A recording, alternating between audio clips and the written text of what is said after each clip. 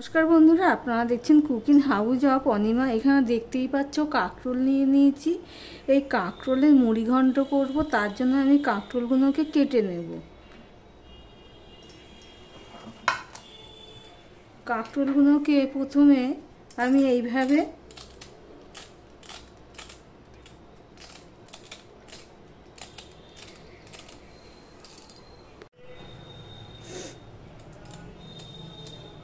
পুরো দেখো উপরের অংশটুকু আমি এইভাবে কাটা কাটা যে অংশটুকু থাকবে সেটা এইভাবে আমি চেঁচে ফেলে দিলাম।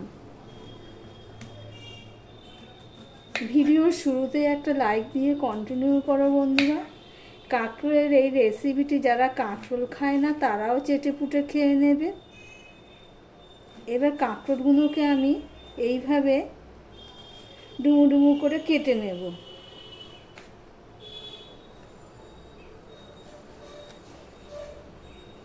এতটাই স্বাদ হয়, এটা ভাত রুটির সাথেও খাওয়া যাবে, শুধু শুধুও খাওয়া যাবে। দেখো বন্ধুরা, সমস্ত কাঁকরোলটাকে আমি ডুমু ডুমু করে কেটে নিয়েছি। এবার আমি এটা একটা থালায় তুলে নিচ্ছি।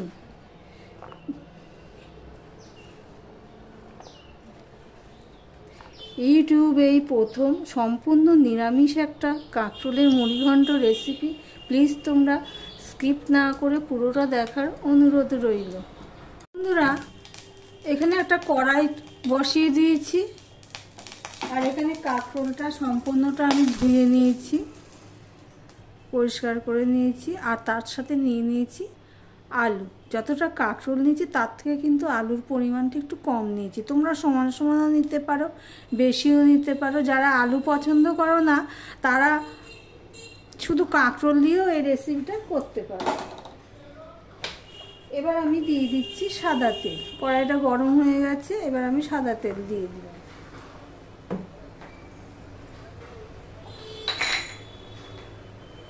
দিয়ে দিচ্ছি অল্প একটুখানি নুন। এবার সবার প্রথমে আমি কাঁকরোলগুলোকে ভেজে নেব।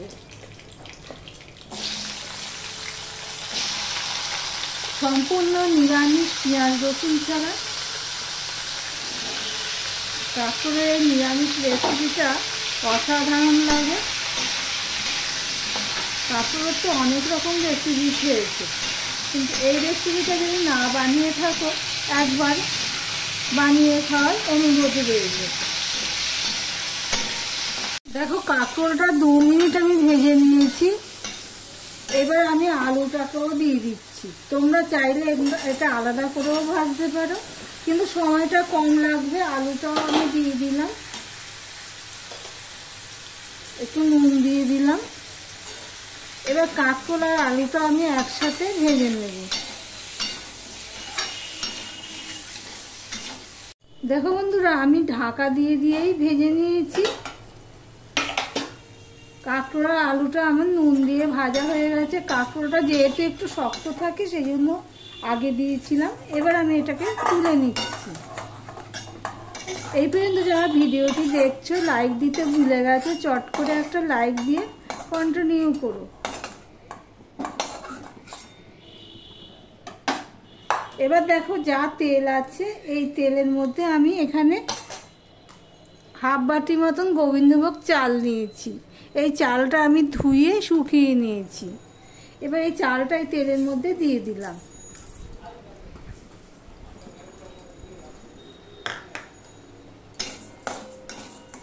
এবার চালটাকেও আমি একটুখানি ভেজে নেব। চালটার ভাজার একটা সুন্দর গন্ধ বেরিয়েছে। এবার আমি এটাকেও তুলে নিচ্ছি।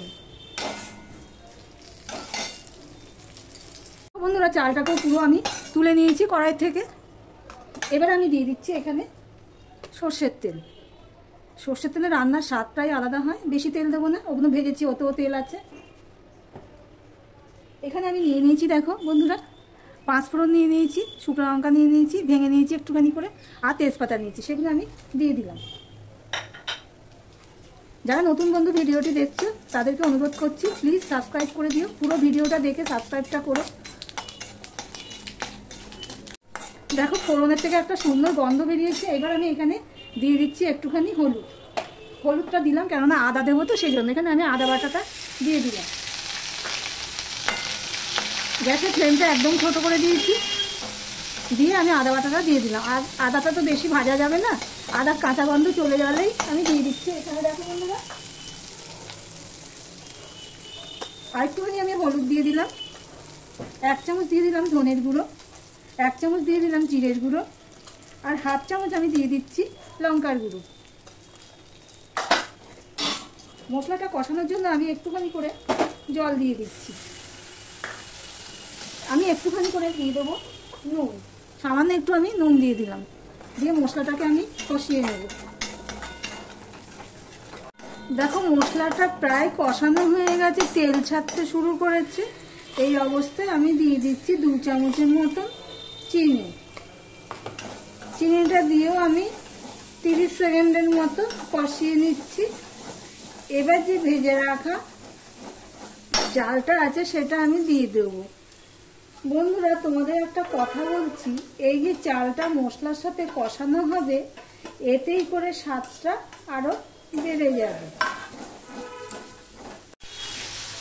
দেখো বন্ধুরা, মিনিট খানেক আমি চালটা দিয়ে কষিয়ে নিয়েছি। এবার ভেজে রাখা আলু আর কাঁকরোলটা আমি দিয়ে দিলাম। আমার ভিডিওটি যদি ভালো লেগে থাকে প্লিজ লাইক কমেন্ট শেয়ার করে দিও।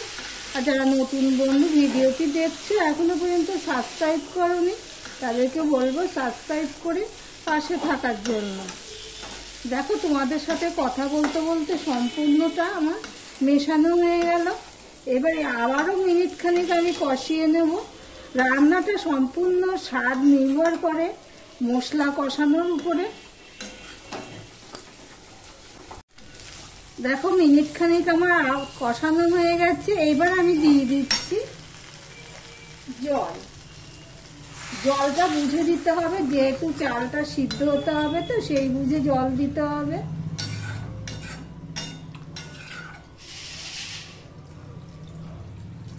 দেখো বন্ধুরা, আমি ঠিক এরকম জল দিলাম। এবার আমি ঢাকা দিয়ে রান্না করতে থাকবো। দেখো বন্ধুরা, আমি প্রায় 10 মিনিট পর তোমাদের সামনে আসলাম। মাঝে এসে 2বার আমি নেড়ে দিয়েছি, যেহেতু গোবিন্দভোগ চাল দেওয়া রয়েছে নিচে লেগে যেতে পারে, সেই জন্য আমি এইভাবে নেড়ে দিয়েছি। দেখো বন্ধুরা, সমস্ত কিছু আমার সিদ্ধ হয়ে গেছে। গোবিন্দভোগ চাল, আলু, কাঁকরোল তো ভাজাতে অনেকটাই সিদ্ধ হয়ে গেছে। এবার এর মধ্যে আমি দিয়ে দিচ্ছি এই গরম মশলার গুঁড়ো দিয়ে দিচ্ছি।